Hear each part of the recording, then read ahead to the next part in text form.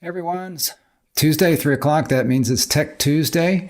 The FCC is looking for comments on the 42 gigahertz band of spectrum for millimeter wave. I'll be right back and we'll look at that.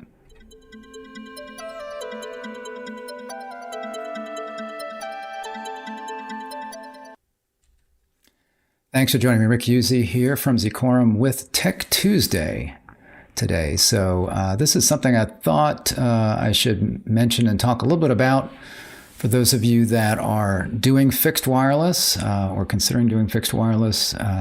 Millimeter wave is something that's been out for a while, but this would be a new set of spectrum for that. Millimeter wave, for example, is being used right now by Verizon, and they were one of the first ones to deploy that for residential internet, for example, in certain areas of the country and certain small areas of the country. So their spectrum, I believe, is like 38 gigahertz, I believe, or somewhere in that range. So we're looking at like 42 here. And millimeter wave is something that was considered when they were first talking about 5G. This was the thing that was really hyped because you can do multi-gigabit speeds on millimeter wave. So when they were talking about 5G and being, kind of a cable killer where you could have your fixed wireless service and get multi-gig speeds just over fixed wireless, they were talking about millimeter wave, really. The thing that's made 5G take off has been mid-band spectrum. The problem with millimeter wave is it's very short. It's very small waves, millimeter waves, and it has high attenuation. So you have short distances. You need line of sight. You need lots of cells, little small cells, to be able to make that happen. So while you get really fast speeds, you can't send the signals very far. So it's really only appropriate for areas where you've got fairly dense populations. That's why Verizon, when they were first rolling out 5G, prior to having a lot of mid-band spectrum, they were doing it in millimeter wave. And, tending to do that in areas of a particular city, like in a couple of blocks in Chicago, for example. You could get millimeter wave 5G from Verizon. T-Mobile jumped on the mid-band spectrum as quickly as they could, and they started offering what they were calling nationwide 5G, meaning that they had the mid-band spectrum, and you could get much faster than you could with 4G LTE kind of service. You get over 100 megabits per second, but you weren't getting multi-gig speeds. So that's kind of the state of 5G today, but the FCC is kind of shifting back to millimeter wave now that they've made some progress on getting mid-band spectrum available through CBRS spectrum and through C-band. They're now looking at what they can do with some additional millimeter wave spectrum. So I wanted to look at this. First, here is a statement from Chairwoman Jessica Rosenworcel of the FCC talking about what they're going to be doing here. So, and this is shared use of the 42 to basically they call it the 42 gigahertz band, but it's 42 to 42.5 gigahertz band. So it's 500 megahertz of spectrum. She mentions here so much of what is creative in wireless happened here first on our shores.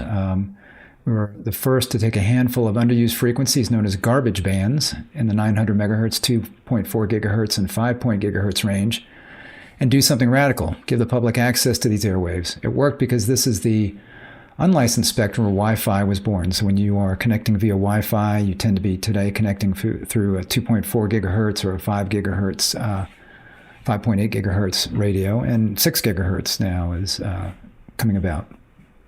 So says we blazed a trail for incentive auctions. We also created an innovative structure with a hierarchy of rights in the 3.5 gigahertz band, combined with new systems to support dynamic spectrum access. And what she's talking about there, specifically this 3.5 gigahertz band, is the CBRS band, Citizens Broadband Radio Service, and that is some mid-band spectrum that was made available. And I'll show how that has been split out among different kinds of licensed users here in a moment. But that's the band that was made available to unlicensed, to people to use in an unlicensed fashion, as well as a licensed fashion, as well as some incumbents that have priority access in there as well. So we'll look at that. And again, that's spectrum sharing that was really pretty innovative and dynamic. Our goal today is to continue that creative streak. This time we are going to do it with a millimeter wave band. When I look over at the FCC, or when I took over at the FCC, I believe the agency had overinvested in millimeter wave auctions at the expense of moving to market the mid-band spectrum essential for nationwide 5G service. So as I say, they did They did release mid-band spectrum, but very limited areas it could work. So she says she pivoted. So we pivoted fast with the help of my colleagues. We quickly launched auctions in the 3.45 gigahertz band and the 2.5 gigahertz band. With those successful mid-band efforts in the rearview mirror, we're now turning back to millimeter wave. But this time we want to consider something different. And again, I think that's talking about 3.45, and that's talking about CBRS, and then also they had the C-band spectrum that was used as well, mid-band spectrum. She's talking about, this was in Egypt where she was talking to different people. So she says, in Egypt, so many of my global counterparts are wrestling with the same thing. They look at the wireless future and wonder what to do with high-band airwaves that have so much capacity but such limited propagation. Again, that limited propagation, she's speaking of the fact that this is fast spectrum but doesn't propagate, doesn't go very far. In the United States, we've already auctioned nearly 5 gigahertz of this spectrum for traditional exclusive use. I believe now it's time for something new. In the 42 gigahertz band, we have 500 megahertz of greenfield airwaves with no federal commercial incumbencies. So we're putting out ideas. We are exploring non-exclusive access models. Normally, when the FCC would license spectrum, they would make it exclusive. So one particular operator would get a specific block of spectrum in an area, and they were the only ones that could use it. So they're exploring a way to do that non-exclusively. This could entail using a technology-based sensing mechanism to help operators actively detect and avoid one another. It could involve non-exclusive nationwide licenses that leverage a database to facilitate coexistence. It could also entail site-based licensing. To get even more out of this effort, we ask if our approaches could be combined with shared use models in other spectrum bands, like the lower 37 gigahertz band. So she's kind of setting up here what this Notice of Proposed Rulemaking that I'm going to show you is, which is really looking for commentary or comments from stakeholders on the best way to do this sharing. Our goal here is to come up with a new model to lower barriers, encourage competition, and maximize the opportunities in millimeter wave spectrum. So again, that's her statement. And then accompanying that was the Notice of Proposed Rulemaking. You see that here. That was released on June 9th. And I'm not going to go through this whole document. I'm just going to read a few things and explain the three licensing models that they're considering and that they're wanting comment on. And there's other things they want comments on here as well. In the description should be a link to Chairman Rosenworcel's statement as well as this Notice of Proposed Rulemaking. The 42 gigahertz band is currently allocated to non-federal and mobile services on a primary basis. And I'm not sure what they're talking about there because they're saying there's nobody in there using it. There is no federal allocation in this band. So maybe that's what she's saying, that the federal government has no licenses that is put out in here. Although the Commission sought comment previously on proposed service rules for this band among other bands above 24 gigahertz, none are currently in place, and the band has no incumbent licenses. The lower adjacent 40 to 42 gigahertz band has been designated for satellite use. The upper adjacent 42.5 to 43.5 is allocated to radio astronomy. So those are outside of what they're looking to do with 42 gigahertz, but you always have to be concerned about when you've got these other bands there about potential interference. So they always try to put some guard bands in between to make sure that that there's no interference between different blocks of spectrum. Potential benefits of shared licensing. Millimeter wave transmissions have shorter propagation range than lower frequency spectrum and are blocked by walls and other obstacles, making it easier to reuse the same band or channel within a smaller geographic area. So that's looking at the positive side of things. So the negative side of things is that if you deploy millimeter wave, you have to have lots of small cells that have line of sight because the signals don't go very far and they don't travel through anything. They won't go through a wall. They won't go through a tree that's got really any amount of leaves on it. If there's moisture in the air, if it's a humid day, that can attenuate the signal somewhat. So it's very fast, but because it's millimeter wave, it gets attenuated very easily. We seek to explore how novel approaches to shared licensing may support increased efficiency and intensity of use among a wider range of users within this millimeter wave spectrum. So again, they're looking at it on the positive side in that these waves don't go very far, so you can aim them specifically and avoid interference, and you don't need to worry about the signal, even if it's it doesn't travel very far, so it's not going to interfere with an adjacent area where the signal just can't reach that. Unlike many other millimeter wave bands, the 42 gigahertz band has no existing operations, either federal or non-federal. So there's nothing in there. This greenfield spectrum gives the Commission greater flexibility in designing a shared licensing scheme that may be optimized for future use and can take advantage of new developments in technology more easily than a band with existing deployments. And examples of that would be CBRS. CBRS, as I'll explain here in a minute, you were sharing with incumbents that were the Navy, for example, in certain parts of the spectrum, and that are still using that spectrum. So you had the Navy there, and you still have the Navy there, and they had to come up with a way to share the spectrum, that portion of spectrum, with the Navy in such a way dynamically where you were not interfering with naval operations. Of course, these naval operations tend to be near the coasts, so not everywhere was that being used, and it wasn't even always in specific areas. It's not always even something that you're going to interfere with. It might be just when a ship comes into port that you have suddenly interference that you need to be concerned about, and you need to back off if you're not the naval vessel, for example. And then there was another example is C-band, as I mentioned. So C-band is mid-band spectrum that's been made available for internet service providers to do 5G service in the mid-band. So that's that band that propagates further, that will give you speeds well over 100 megabits per second, but not a gig, for example. And in that case, in C-band, we had satellite operators that were in that portion of the band that they wanted to use that we had to vacate out of there and push them up into a higher portion of that spectrum. So they were being used, I think, for downlinks on their satellites, and the FCC auctioned that spectrum off, and at the same time was, working on getting that area of the spectrum that's going to be used for 5G or that's being used for 5G vacated by these satellite operators and moving them into that higher spectrum so that you could, again, avoid interference with that. So that's an example of bands where you had to make allowances for incumbents that were already there and take action in one way or another to either share the spectrum or maybe even, like I said, with C-band, vacate that spectrum from incumbents that were using that for some other reason, like satellite. We therefore believe that consideration of alternatives to exclusive geographic area licensing in the 42 gigahertz band is appropriate. So again, rather than exclusively licensing to one person, find a way where everybody can share this spectrum in one of three ways that they're going to propose here. The benefits of potential unlicensed use of the 42 gigahertz band also appears to be limited. No commenter previously supported making this band available on an unlicensed basis. And DeVries, whoever that is, not sure who that is, suggested that unlicensed use of band would not provide adequate protection against harmful interference. So they're wanting to make sure that this is specifically licensed, but shared licensed spectrum.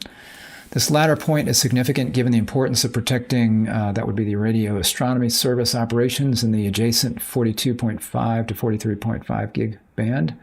Harmful interference from unlicensed devices would likely be more difficult to resolve given the additional difficulty relative to licensed operations of identifying the specific interferer.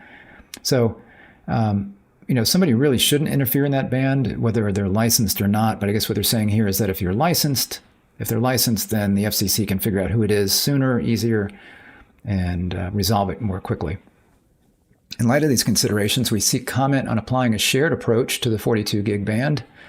We ask commenters to enumerate the benefits or drawbacks of this approach as compared with either an exclusive use licensed or unlicensed approach. So they're still, sound like they may be still open unlicensed. Then they have shared licensing approaches. Nationwide non-exclusive licensing. So this is currently in use in the 70, 80, and 90 gigahertz bands. So those are bands that the FCC made available some time ago. And they are using this non-exclusive licensing where operators would first obtain a nationwide non-exclusive license from the Commission and then coordinate specific deployment sites with a third-party database. So any operator can be licensed for this spectrum, but then they need to register with a database. And then if there's any kind of interference, and this may be where the database says who can actually be the primary user of that spectrum. And it sounded like TV white space when I was looking at this, and I'll explain that in a minute as well. So TV white space technology that really hasn't taken off, but that was using this idea of a database that would be set up that would then, you could then, even though it was licensed across the country, you would have to be specifically in the database for a particular area. And then if you're in there, then other people couldn't use it, that kind of thing. So that's one thing that they're looking at doing. They say that we see comment on the potential use of this nationwide non-exclusive licensing approach.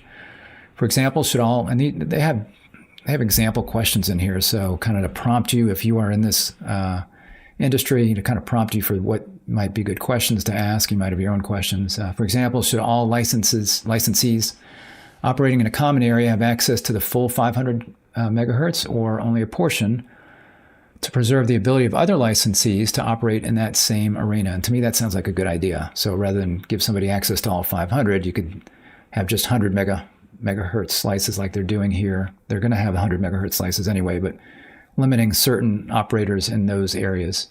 Should there be limitations on the size of a service area that could be registered with a database to promote coexistence and enable access by other licensees? So in that, what area does that database cover, and how big is it?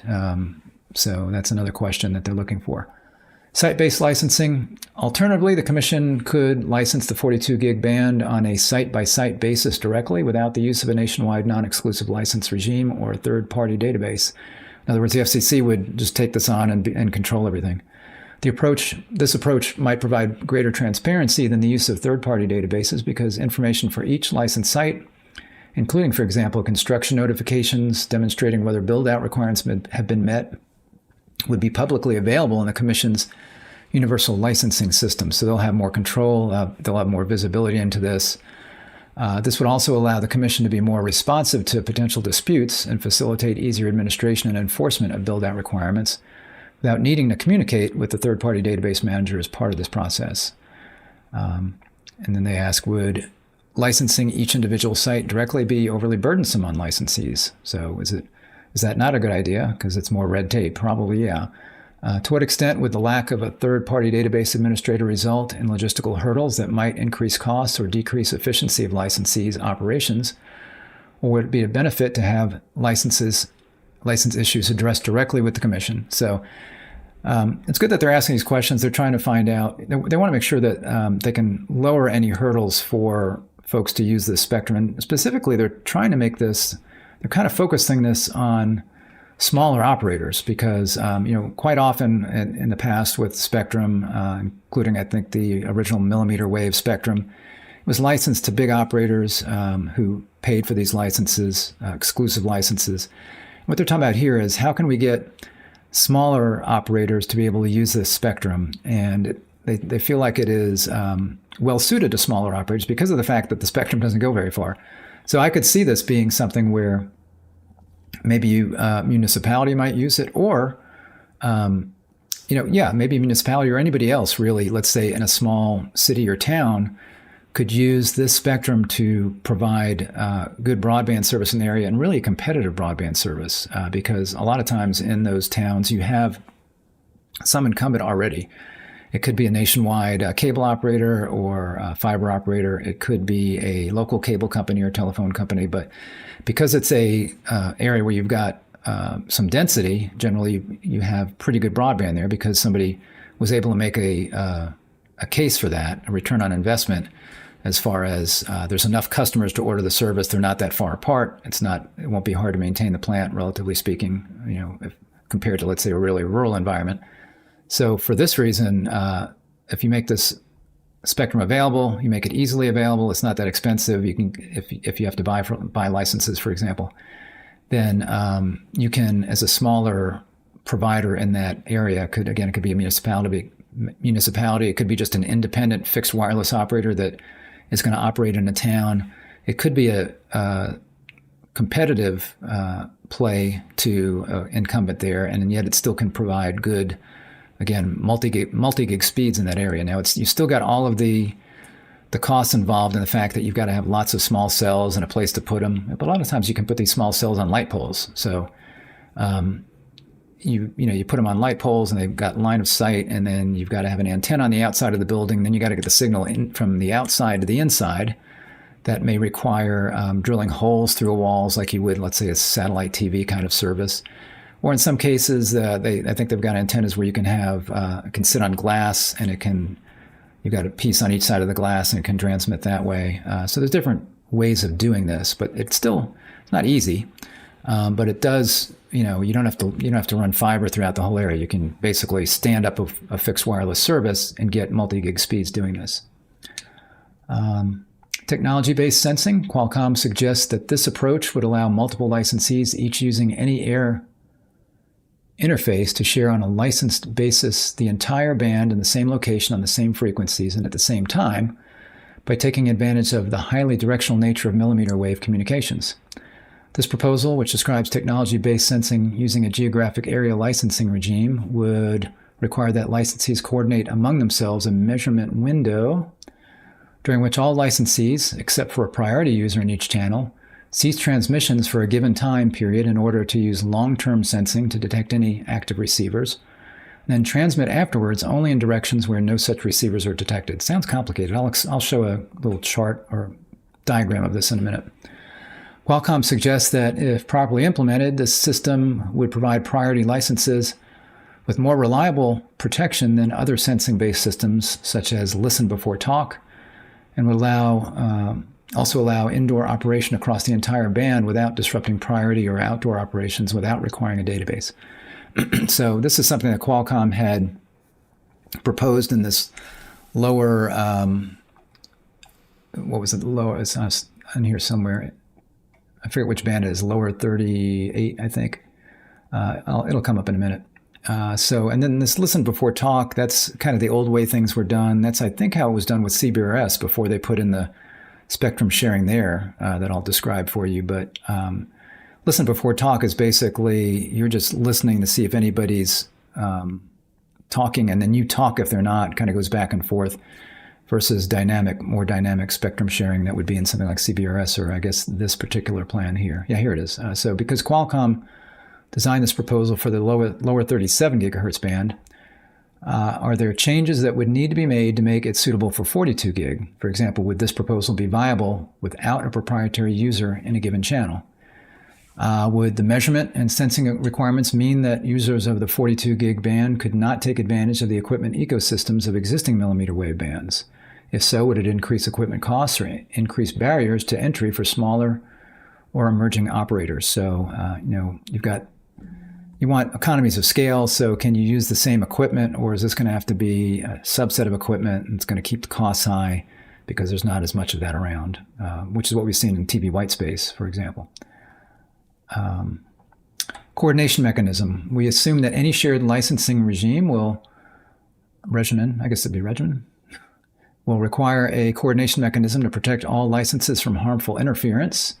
Examples of potential coordination mechanisms include the third-party database queries used in the 70, 80, 90 gig, the spectrum access system used in the CBRS methodology to manage access to spectrum by different classes of licensed users, and that's in that 3.5 to 3.7 megahertz band, and the automated frequency coordination system recently established in the 6 gig band to facilitate coexistence of unlicensed devices within incumbent operations and radio astronomy observatories. So, and that's another one that came out with the 6 gig band that is being used for fixed wireless, basically, and Wi-Fi, but to limited distances. Maybe let's say limited outdoor use and certainly indoor use for 6 gig. But they've got a spectrum sharing for the outdoor use. And what else do we have here? An equipment-based long-term sensing like the approach proposed by Qualcomm for the 37 gig band. Then they've just got other considerations here. We seek general comment on the sharing and licensing mechanisms described above as applied to the 42 gig band. Which model would be most conducive to the intensive and efficient use of the spectrum? Which model would yield the greatest benefits at the least cost? What are the potential barriers to deployment, operation, or equipment availability under each model? So lots of questions and lots more in here that you can read through on other considerations that they're looking at and other comments that they're seeking on this. So again, there's a link to this. It's fairly lengthy, as you can see here, if you'd like to take a look at that. And I wanted to just go through a couple of examples of spectrum sharing that we've seen already used. So for example, in the CBRS spectrum, again, this is the Citizens Broadband Radio Service. This is that spectrum that had incumbents like the Navy in there, naval operations, and also some, at the time, wireless internet service providers that were using this band that had to vacate the upper portion of that. So you can see here we had naval bases, ground-based and shipborne radar, fixed satellite service, space to Earth, some grandfathered WISPs that had to, over time, exit. They were grandfathered, but they're not still in there, I don't think. They eventually had to exit out of that.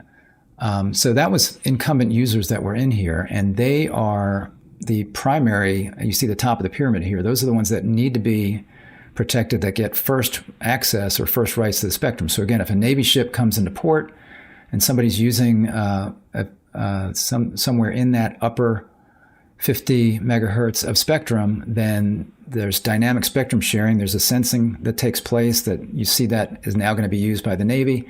You have to back off and then put whoever was using that on your service onto another portion of that spectrum. So that's the incumbent users at the top. Then you've got priority access licenses, or PALs. Those are companies that could license spectrum. So you could license CBRS spectrum, and then you had kind of a second priority there. And you see here, licensed through competitive bid, county by county, 10-year renewable term. And they're operating in that purple and green area. So they don't operate in that incumbent area, but they are protected in the purple and green area, and that they have priority over the general access licenses. So the general authorized access, they can operate anywhere in the 150 megahertz of spectrum. So the green, the purple, the yellow, they can operate anywhere in there, but they have no expectation of lack of interference. But because of the spectrum sharing, because of the fact that they have 150 megahertz that they can operate in, if a naval ship comes into port and they need to back off of wherever that subscriber was that's connected, then they can put them on another portion of the spectrum anywhere in the remaining portion of that spectrum. It could just be a slice in that upper pyramid. So they have lots of spectrum they can work with. And then if priority access license needs a particular spectrum, then the general authorized access cannot use that. So they have the least priority, but they have the whole spectrum that they can move people in and out. And this dynamic spectrum sharing actually takes place very quickly. It takes place, I think, within under a minute, where you sense something's happening, and then you can switch somebody over to another band of spectrum. And it's all managed by a group of, and I think these guys are still doing this. When I first created the slide a while ago, Spectrum Access System. So you've got these folks that manage this spectrum access that will kind of coordinate the spectrum use between these three tiers. And there's also sensing equipment that's out near the coast for these naval operations, and that's what picks that up, and then it communicates with this SAS system. The SAS system communicates with all of the wireless access points out there that are in that particular area, and then they need to do what they're supposed to do as far as changing spectrum. So that's all how that works in the CBRS world. And I could see it working. I could see this them using the same kind of thing, since this is now a proven technology. You don't need to be worried so much because there are no incumbents in here, but this would be a way to be able to manage spectrum use between anybody that happens to be in this area that's using this millimeter wave spectrum. And then you've got the Qualcomm approach that they were talking about in the lower 37. So you got the 37 to 37.6 gig frequency. And what they have proposed is that everybody can use every bit of spectrum in these slices of 100 megahertz spectrum, but somebody will be primary in one, and then they can use secondary in all of the others. So you've got a primary incumbent in one slice of 100 megahertz, and then across the 500 megahertz, you could be using the secondary. But if a primary from another 100 comes in, then you need to back off of that area. So that was kind of the proposal there, and it was kind of a diagram here. So you got operator A and operator B. They each have their primary channels, and then they've got secondary channels. And there's a place where the primary and the secondary may interfere with each other, and then you got to coordinate there on the one who's secondary moving out of that. So that's what they're trying to show there.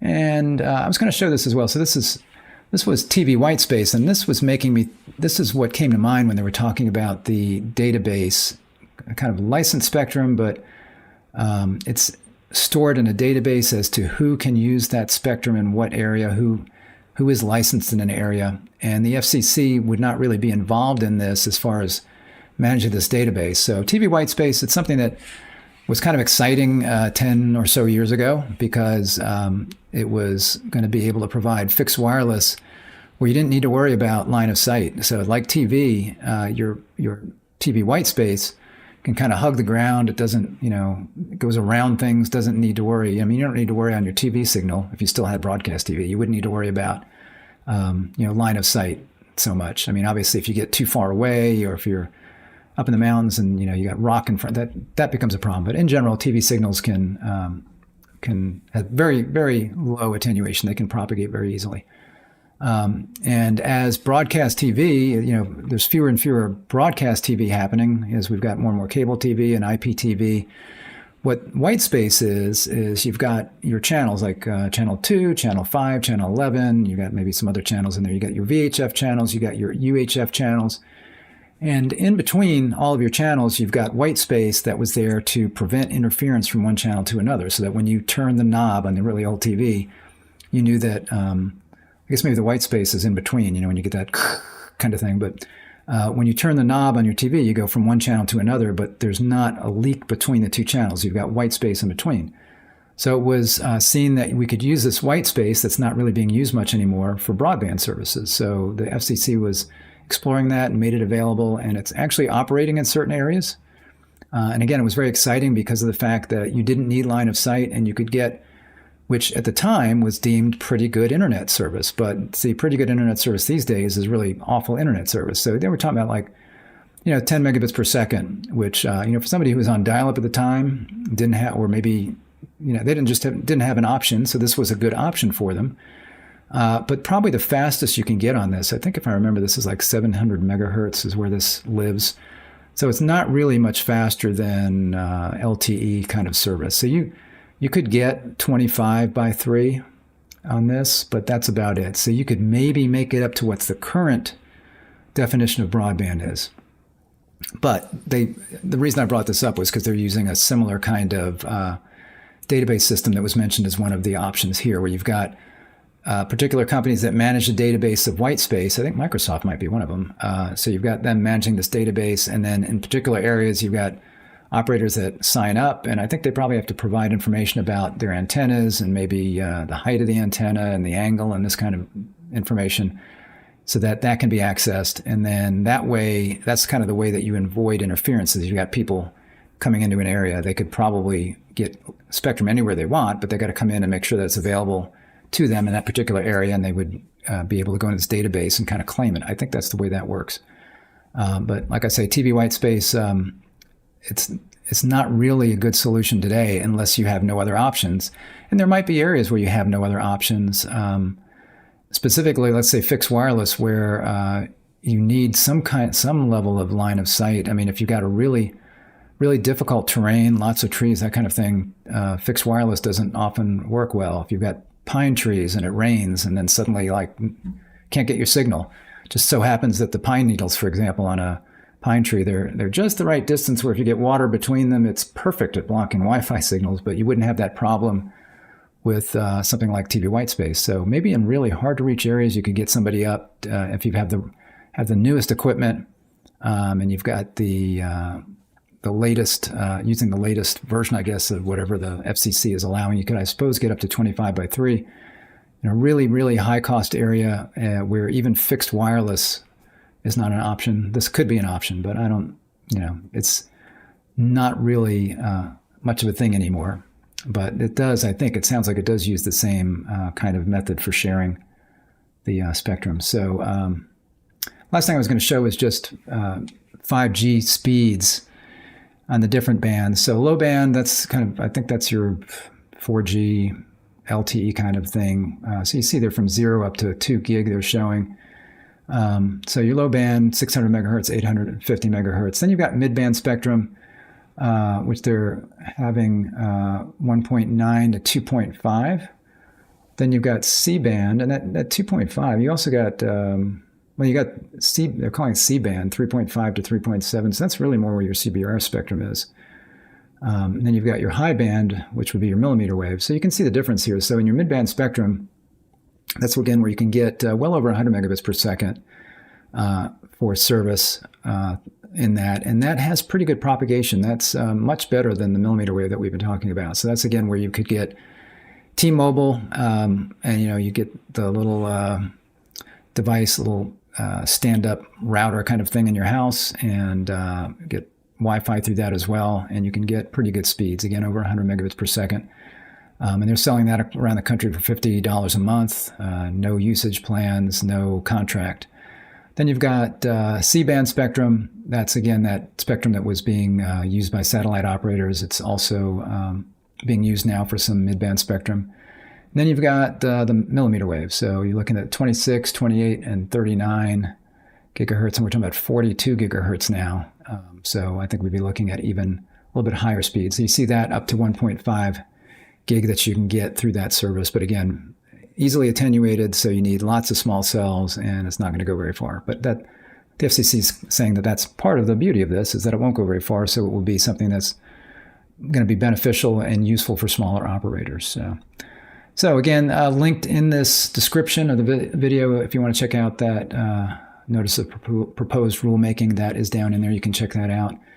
Read more about it. So thanks for joining me today. If this was helpful, if you'd give me a like on the video, I'd appreciate it. If you're not subscribed to our channel, click the subscribe button, ring the little bell, and you'll be notified when I'm live. Thanks for joining me for Tech Tuesday, and I will see you next time. Bye-bye.